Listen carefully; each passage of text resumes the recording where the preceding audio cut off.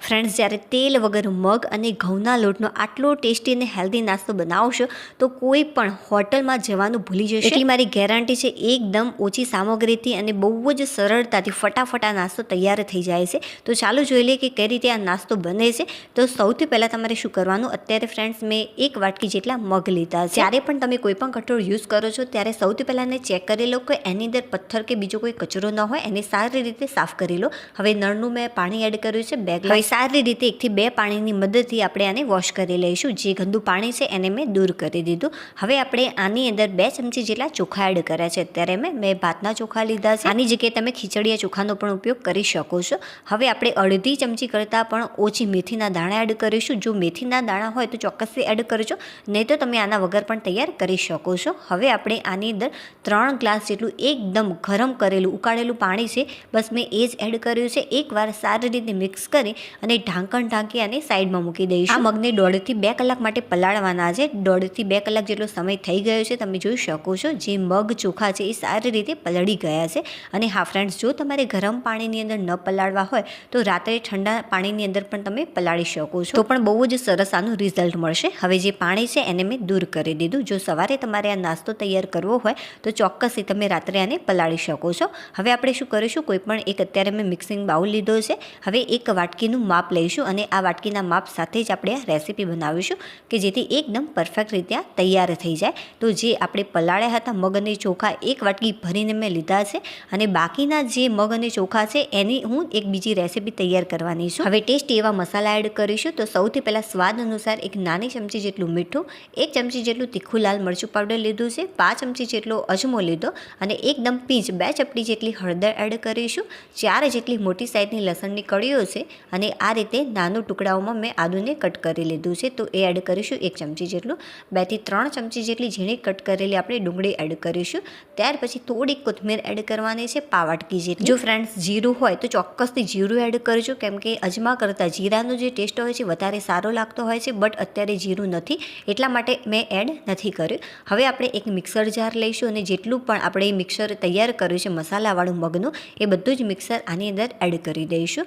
હવે આની અંદર આપણે થોડુંક પાણી એડ કરીશું. જરૂરિયાત પ્રમાણે તમારે પાણી એડ કરવાનું. પાણી વધારે ન પડી જાય તેનું ખાસ ધ્યાન રાખવાનું તમારે. આની અડધી વાટકી કરતાં પણ મેં અહીંયા ઓછું પાણી એડ કર્યું છે. એકવાર મેં ક્રશ કરી લીધું. તમે જોઈ શકો છો કે આ થોડુંક ઘટ છે. જેટલું પાણી હતું મેં ફરીથી એડ કરી દીધું. ટોટલ અડધી વાટકી જેટલું અહીંયા મેં પાણી એડ કરી ફરીથી સારી રીતે આને ક્રશ કરી લીધું છે. બને એટલી ફાઇન પેસ્ટ તૈયાર કરી લેવી. જો થોડું કરકરું રહેશે તો કંઈ ફરક નહીં પડે, બટ બને એટલી આપણે ફાઇન પેસ્ટ આ રીતે તૈયાર કરી લઈશું. એકદમ પરફેક્ટ આ પેસ્ટ તૈયાર થઈ ગઈ છે. જરૂર લાગે તેમ તમે આની અંદર થોડું થોડું પાણી પણ એડ કરી શકો છો પાછળથી. એટલા માટે આ ક્રશ થાય એટલું જ આપણે પાણી એડ કરીશું, બહુ વધારે નહીં એડ કરવાનું. હવે જે આપણે મિક્સર તૈયાર કર્યું છે એ આપણે મિક્સિંગ બાઉલની અંદર લઈ લઈશું. હવે મિક્સર જારમાં આપણે થોડુંક પાણી લઈ લઈશું. તો અત્યારે હું થોડુંક જ પાણી લઈ રહી છું. સારી રીતે મિક્સ કરી અને જેટલું પણ મિક્સર છે બધું જ આપણે પાણીની મદદથી આ રીતે અંદર લઈ લઈશું કે જેથી આ મિક્સર બિલકુલ પણ વેસ્ટ ન જાય. સારી રીતે એકવાર આને ફેટી લેવાનું છે. જે મિક્સર છે ઘટ જ છે, આપણે થોડું પાણી એડ કરીશું. બટ એના પહેલાં 1 ચમચી જેટલો ઘઉંનો લોટ અને 1 ચમચી જેટલી આપણે સોજી એડ કરીશું કે જેથી જે આપણી રેસીપી છે સરસ મજાની ક્રિસ્પી બને. એટલા માટે સારી રીતે એકવાર મિક્સ કરી લઈશું. હવે જરૂરિયાત પ્રમાણે થોડું થોડું આ રીતે પાણી એડ કરવાનું અને સારી રીતે મિક્સ કરવાનું. 1 થી 2 ચમચી જેટલું તમારે આ રીતે પાણી એડ કરવાનું. પાણી બિલકુલ પણ વધારે ન પડી જાય એનું ખાસ ધ્યાન રાખવાનું. આની અંદર ફરીથી હું થોડું પાણી એડ કરી અને મિક્સ કરી લીધું. ત્યાર પછી તમે જોઈ શકો છો આની થિકનેસ એકદમ પરફેક્ટ છે. આટલી ઘટ પરફેક્ટ છે ફ્રેન્ડ્સ, પાતળી ન થાય એનું ખાસ ધ્યાન રાખવું. મેં ફરીથી કહું છું તમને આ બાબત. જે મેં થિકનેસ રાખી છે એનાથી થોડી વધારે ઘટ હશે તો પણ ચાલશે. ત્યાર પછી આની અંદર આપણે 1 વાટકી જેટલા લસણિયા મેં સેવ મમરા લીધા છે અને 1 વાટકી જેટલી આલુ સેવ લીધી છે. તમારે બિલકુલ પણ તેલ વગરનું ખાવું હોય તો તમારે શું કરવાનું એ પણ હું તમને લાસ્ટમાં કહીશ. હવે આપણે આની અંદર 2 થી 3 ચમચી જેટલી ઝીણી કટ કરેલી ડુંગળી એડ કરીશું. ત્યાર પછી ઝીણું કટ કરેલું ટામેટું એડ કરીશું. એ પણ મેં 2 થી 3 ચમચી જેટલું અહીંયા એડ કર્યું છે. હવે ઉપરથી થોડીક આપણે કોથમીર એડ કરીશું. તો 1 થી 2 ચમચી જેટલી અહીંયા મેં કોથમીર લીધી છે અને 2 થી 3 ચમચી જેટલું ટોમેટો કેચઅપ એડ કરીશું. ઉપરથી થોડુંક જ મીઠું એડ કરવાનું, ફક્ત ડુંગળી અને ટામેટાના ભાગનું. હવે સારી રીતે આને એકવાર મિક્સ કરી લેવાનું. એકદમ ટેસ્ટી ચટાકેદાર મિક્સર તૈયાર છે. તમે જોઈને જ અંદાજો લગાવી શકતા હશો કે આ કેટલું ચટપટું બન્યું હશે. હવે આપણે ફ્રેન્ડ્સ લઈશું એક નોનસ્ટિક પેન.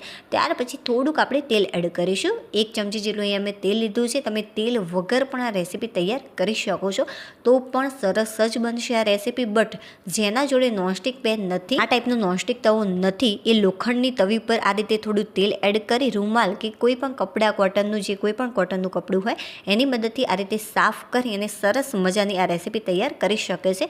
એટલા માટે મેં આ રીતે તેલ એડ કર્યું છે. બટ તેલ વગર બનાવશો તો પણ મારી ગેરંટી છે કે આ જે રેસીપી છે એકદમ પરફેક્ટ જ બનશે.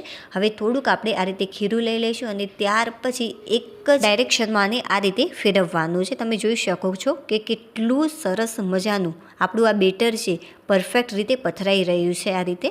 હવે તાવેતાની મદદથી આપણે આ રીતે એક્સ્ટ્રા જે બેટર છે એને લઈ લઈશું અને સારી રીતે સ્પ્રેડ કરી દઈશું કે જેથી બધું જ જે બેટર છે એક સરખી રીતે કૂક થઈ જાય. એટલા માટે તમે એમ પણ રાખી શકો છો આ રીતે લીધા વગર. હવે ઉપરથી આ રીતે શેકાઈ જાય ત્યારે આપણે થોડુંક તેલ અથવા તો ઘી લગાવી લઈશું અને સારી રીતે આને સ્પ્રેડ કરી લઈશું. જે ઘીનો ટેસ્ટ હોય છે વધારે સારો લાગતો હોય છે તેલ કરતાં. તમે તેલ કે ઘી વગર પણ આ તૈયાર કરી શકો છો. જ્યારે થોડુંક શેકાશે ત્યારે તમે જોઈ શકો છો કે જેની સાઇઝ છે થોડીક નાની થતી લાગશે તમને. તમે જોઈ શકો છો આ થોડુંક શેકાઈ ગયો છે અને એકદમ પરફેક્ટ રીતે આ તવાથી દૂર પણ થઈ રહ્યો છે. શરૂઆતમાં જે ગેસની ફ્લેમ છે એકદમ ધીમી રાખવાની. તમને એવું લાગે કે થોડુંક આ કૂક થયો છે ત્યારે તમારે જે ગેસની ફ્લેમ છે ફક્ત અડધી મિનિટ માટે ફાસ્ટ કરી દેવી. શરૂઆતમાં મેં 1 મિનિટ માટે ધીમી રાખી, અડધી મિનિટ માટે ફાસ્ટ કરી દીધી. બહુ જ સરસ. ફક્ત 2 મિનિટની અંદર જે ઢોસો છે મગનો ઢોસો એ તૈયાર થઈ ગયો છે. તમે જોઈ શકો છો કે કેટલો સરસ લાગી રહ્યો છે. ફ્રેન્ડ્સ આપણે સ્ટફિંગ તૈયાર કર્યું છે એ આપણે આની અંદર એડ નથી કરવાનું. આ રીતે તવાની અંદર એક અલગ રીતે આપણે આને સર્વ કરવાના છે.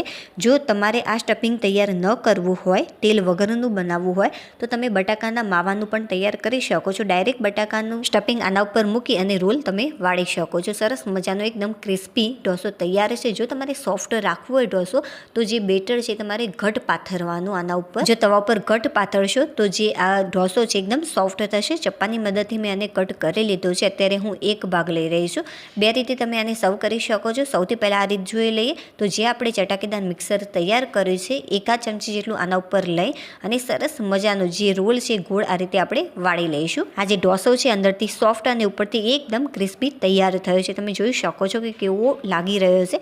લાસ્ટમાં આનો ટેસ્ટ કરી હું તમને સાચી માહિતી આપીશ કે ખરેખર જે આ મગનો ઢોસો છે એ કેવો બન્યો છે. હવે આપણે જે બીજો ભાગ છે એને આ રીતે ટુકડામાં કટ કરી લઈશું. જે રીતે આપણે પિઝા કટ કરતા હોઈએ છીએ બસ એ જ રીતે. હવે જે સ્ટફિંગ તૈયાર કર્યું છે 2 થી 3 ચમચી જેટલું સ્ટફિંગ આના ઉપર આ રીતે પાથરી દઈશું. અને હા ફ્રેન્ડ્સ, મારી આ મહેનત અને મારી આ રેસીપી તમને થોડી પણ નવી લાગી હોય, ટેસ્ટી લાગી હોય, હેલ્ધી લાગી હોય તો વિડીયોને લાઇક કરી દેજો અને ચેનલ ઉપર નવા હોય તો ચેનલને સબસ્ક્રાઈબ કરવાનું બિલકુલ પણ ભૂલતા નહીં. ચાલો આનો ટેસ્ટ કરીએ કે જે આ રેસીપી છે એ ખરેખર કેવી તૈયાર થઈ છે. બંને રેસીપીનો હું ટેસ્ટ કરી તમને સાચી માહિતી આપીશ કે કઈ રેસીપી તમારે બનાવવી જોઈએ આ બંનેમાંથી, કઈ રીતે આને સર્વ કરવું જોઈએ. ડેકોરેશન માટે મેં થોડીક ઝીણી કટ કરેલી ડુંગળી, થોડુંક ટામેટો અને થોડી કોથમીર આ રીતે એડ કરી છે કે જેથી આ વધારે એટ્રેક્ટિવ લાગે. ચાલો ફાઇનલી આનો ટેસ્ટ કરી તમને કહું કે કેવી બની છે. અરે વાહ ફ્રેન્ડ્સ, ખરેખર સુપર્બ લાગી રહી છે અને જે આ રેસીપી છે એ પણ સરસ લાગે છે. બટ જે પિઝા ટાઈપ છે બહુ જ સરસ. એમને પ્લેન ઢોસો પણ તૈયાર કરી શકો છો, એ પણ બહુ જ સરસ લાગે છે. વિડીયો પસંદ આવે તો લાઈક કરી દેજો. બાય.